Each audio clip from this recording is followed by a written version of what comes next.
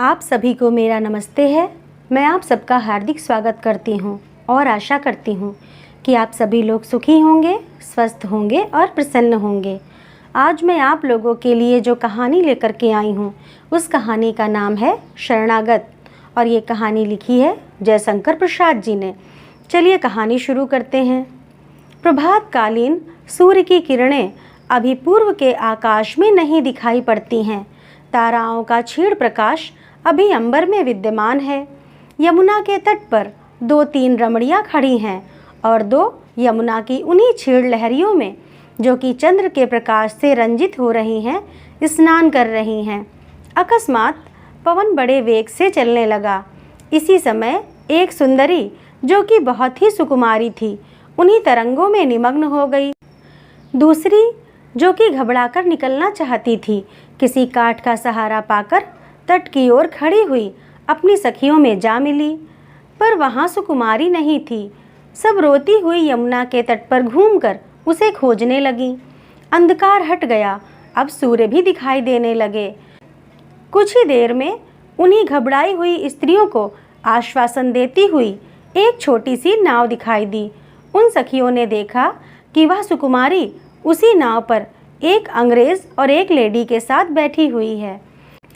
तट पर आने पर मालूम हुआ कि सिपाही विद्रोह की गड़बड़ से भागे हुए एक संभ्रांत यूरोपियन दंपत्ति उस नौका के आरोही हैं। उन्होंने सुकुमारी को डूबते हुए से बचाया है और इसे पहुंचाने के लिए वे लोग यहाँ तक आए हैं। सुकुमारी को देखते ही सब सखियों ने दौड़कर उसे घेर लिया और उससे लिपट लिपट कर रोने लगीं। अंग्रेज और लेडी दोनों ने जाना चाहा, पर वे स्त्रियां कब मानने वाली थीं। लेडी साहिबा को रुकना पड़ा। थोड़ी देर में यह खबर फैल जाने से उस गांव के जमींदार ठाकुर किशोर सिंह भी उस स्थान पर आ गए। अब उनके अनुरोध करने से विल्फर्ड और एलिस को उनका आतिथ्य स्वीकार करने के लिए विवश होना पड़ा, क्योंकि सुकुमारी किशोर सिंह की ही स्त्री थी जिसे उन लोगों ने बचाया था। चंदनपुर के जमींदार के घर में जो यमुना तट पर बना हुआ है, पाई बाग के भीतर एक रविश में 4 कुर्सियां पड़ी हैं। एक पर किशोर सिंह और 2 कुर्सियों पर विल्फर्ड और एलिस बैठे हैं तथा चौथी कुर्सी के सहारे सुकुमारी खड़ी है। किशोर सिंह मुस्कुरा रहे हैं और एलिस आश्चर्य की दृष्टि से सुकुमारी को देख रही है। विल्फर्ड उदास हैं और सुकुमारी मुख नीचा किए हुए है। सुकुमारी ने कनखियों से किशोर सिंह की ओर देखकर सिर झुका लिया। एलिस किशोर सिंह से, बाबू साहब आप इन्हें बैठने की इजाज़त दें। किशोर सिंह, मैं क्या मना करता हूँ। एलिस सुकुमारी को देखकर, फिर वह क्यों नहीं बैठती। किशोर सिंह, आप कहिए, शायद बैठ जाएं। विल्फर्ड, हाँ आप क्यों खड़ी हैं। बेचारी सुकुमारी लज्जा से गड़ी जाती थी। एलिस सुकुमारी को देखकर, अगर आप ना बैठेंगी तो मुझे बहुत रंज होगा। किशोर सिंह, यूँ ना बैठेंगी, हाथ पकड़कर बिठाइए। एलिस सचमुच उठी, पर सुकुमारी एक बार किशोर सिंह की ओर वक्र दृष्टि से देखकर हंसती हुई पास की बारहदरी में भागकर चली गई। किंतु एलिस ने पीछा ना छोड़ा। वह भी वहां पहुंची और उसे पकड़ा। सुकुमारी एलिस को देख गिड़गिड़ाकर बोली, क्षमा कीजिए, हम लोग पति के सामने कुर्सी पर नहीं बैठती और ना कुर्सी पर बैठने का अभ्यास ही है। एलिस चुपचाप खड़ी रह गई। यह सोचने लगी कि क्या सचमुच पति के सामने कुर्सी पर ना बैठना चाहिए।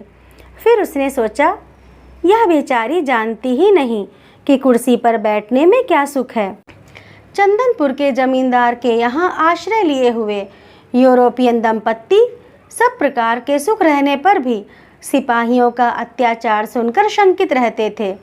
दयालु किशोर सिंह यद्यपि उन्हें बहुत आश्वासन देते तो भी कोमल प्रकृति की सुंदरी एलिस सदा भयभीत रहती थी।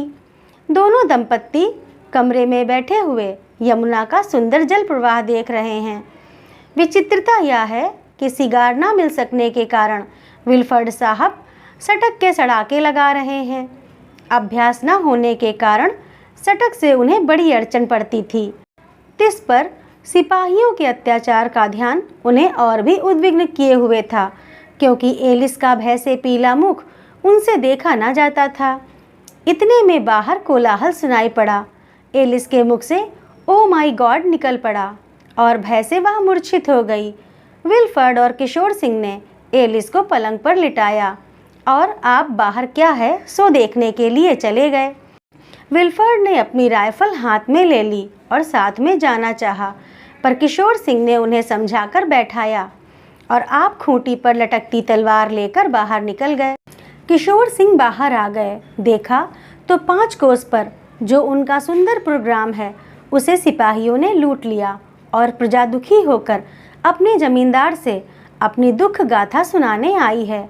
किशोर सिंह ने सबको आश्वासन दिया और उनके खाने पीने का प्रबंध करने के लिए कर्मचारियों को आज्ञा देकर आप विल्फर्ड और एलिस को देखने के लिए भीतर चले आए।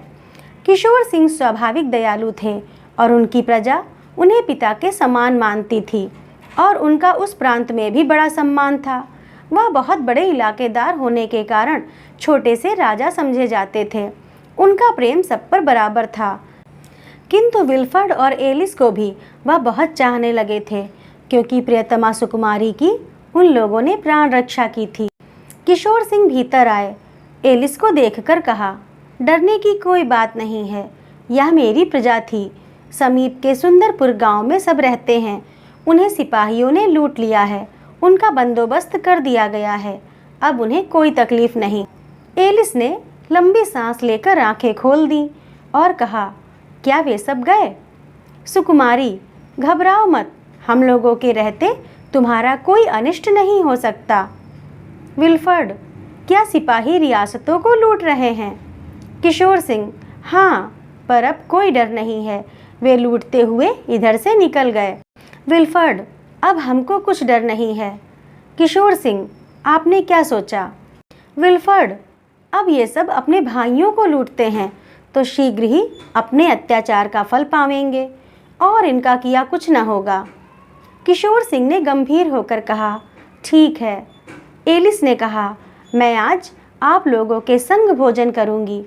किशोर सिंह और सुकुमारी एक दूसरे का मुख देखने लगे। फिर किशोर सिंह ने कहा, बहुत अच्छा। साफ दालान में 2 कंबल अलग अलग दूरी पर बिछा दिए गए हैं। एक पर किशोर सिंह बैठे थे और दूसरे पर विल्फर्ड और एलिस। पर एलिस की दृष्टि बार बार सुकुमारी को खोज रही थी और वह बार बार यही सोच रही थी कि किशोर सिंह के साथ सुकुमारी अभी नहीं बैठी।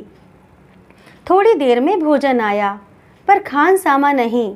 स्वयं सुकुमारी एक थाल लिए है और 3-4 औरतों के हाथ में भी खाद्य और पेय वस्तुएं हैं। किशोर सिंह के इशारा करने पर सुकुमारी ने वह थाल एलिस के सामने रखा और इसी तरह विल्फर्ड और किशोर सिंह को परस दिया गया, पर किसी ने भोजन करना नहीं आरंभ किया। एलिस ने सुकुमारी से कहा, आप क्या यहाँ भी ना बैठेंगी? क्या यहाँ भी कुर्सी है? सुकुमारी, परसेगा कौन? एलिस, खानसामा। सुकुमारी, क्यों, क्या मैं नहीं हूँ? किशोर सिंह, जिद ना कीजिए, यह हमारे भोजन कर लेने पर ही भोजन करती हैं। एलिस ने आश्चर्य और उदासी भरी एक दृष्टि सुकुमारी पर डाली। एलिस को भोजन कैसा लगा सो नहीं कहा जा सकता। भारत में शांति स्थापित हो गई है। अब विल्फर्ड और एलिस अपनी नील की कोठी पर वापस जाने वाले हैं। चंदनपुर में उन्हें बहुत दिन रहना पड़ा। नील कोठी वहाँ से दूर है। 2 घोड़े सजे सजाए खड़े हैं और किशोर सिंह के 8 सशस्त्र सिपाही उनको पहुँचाने के लिए उपस्थित हैं। विल्फर्ड साहब किशोर सिंह से बातचीत करके छुट्टी पा चुके हैं। केवल एलिस अभी तक भीतर से नहीं आई, उन्हीं के आने की देर है।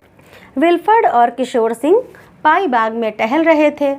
इतने में 7-8 स्त्रियों का झुंड मकान से बाहर निकला। हैं, यह क्या? एलिस ने अपना गाउन नहीं पहना, उसके बदले फिरोजी रंग के रेशमी कपड़े का कामदानी लहंगा और मखमल की कंचुकी, जिसके सितारे रेशमी ओढ़नी के ऊपर से चमक रहे हैं। हैं, यह क्या? स्वाभाविक अरुण अधरों में पान की लाली भी है, आँखों में काजल की रेखा भी है, चोटी भी फूलों से गूंथी जा चुकी है और मस्तक में सुंदर सा बाल अरुण का बिंदु भी तो है। देखते ही किशोर सिंह खिलखिलाकर हंस पड़े और विल्फर्ड तो भौचक्के से रह गए। किशोर सिंह ने एलिस से कहा, आपके लिए भी घोड़ा तैयार है। पर सुकुमारी ने कहा, नहीं, इनके लिए पालकी मंगा दो। तो दोस्तों, कैसी लगी आप लोगों को यह कहानी? अगर अच्छी लगी हो तो लाइक करिए, शेयर करिए और ऐसी ही और कहानियों के लिए मेरे चैनल को सब्सक्राइब करिए। धन्यवाद।